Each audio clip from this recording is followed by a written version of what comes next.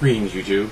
I apologize for the fan noise in the background, but it's 2:06 a.m. and it's 85 degrees in my office. It's a mite warm.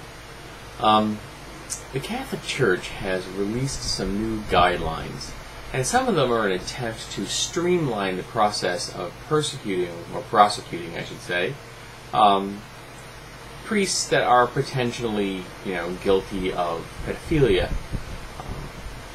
And I guess in some ways I applaud their efforts, however small they may be. Baby steps are still steps. But until the Church hands over all the records they have to secular authorities and hands over the priests themselves to secular legal authorities, I'm not going to give them really any major credit. But what is more astounding in many ways is that they've also released a guideline that's saying if a female priest is ordained, something a bishop is capable of doing, which I don't know of anyone that have, that there is severe penalties. And these penalties are basically that the offenders, the woman herself and the bishop doing the ordination, I think that's a word, have committed a sin as severe as pedophilia. Let that sink in for a second. That ordaining a female in the same method that a male would be ordained is as severe a sin as pedophilia.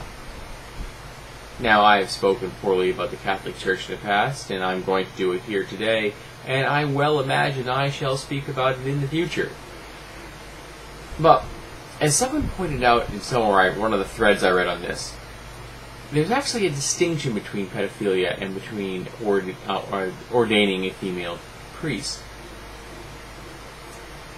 The act of pedophilia, as horrible it is a distinct sin. It has a beginning, it has an end, it's done, and can be forgiven by God as a distinct sin. You've done it once, you can be forgiven for it. Of course, many of the priests that have been found guilty of this crime did it more than once, and the Catholic Church helped them by aiding and abetting their hiding from the law and shuffling them off to new locations to give them a new pool of potential victims.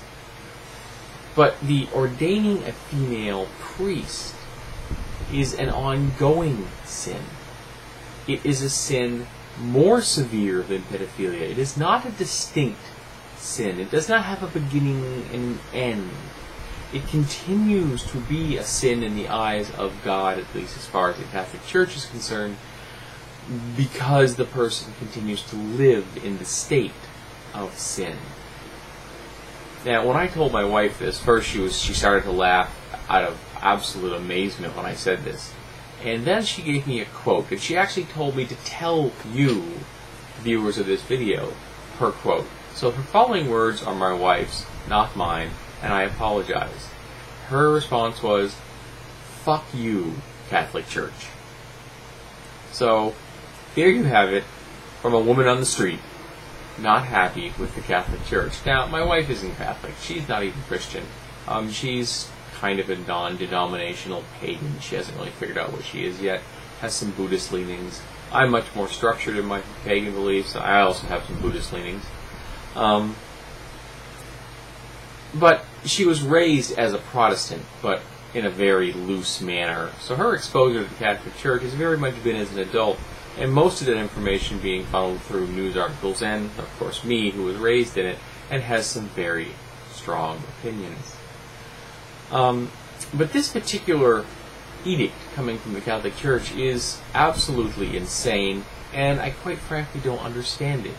How many times has this happened?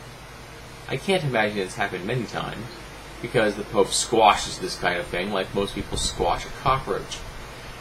Because the Catholic Church pretty much treats women within their power structure a great deal like cockroaches.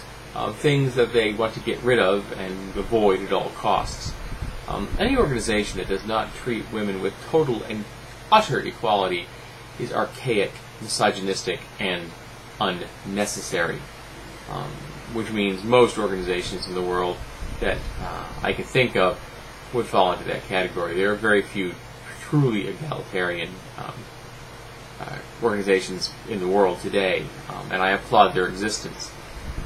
And of course, it can be just as bad when you have females that have negative opinions about males. So, it doesn't necessarily mean it's just a male thing. It's just that there are a whole lot more male organizations that block females than the other way around. And the Catholic Church is one of the best examples.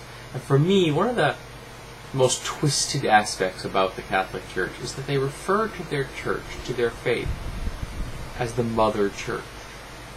They venerate Mary, the Virgin Mother. And yet, no one in the church above a very low level can be female.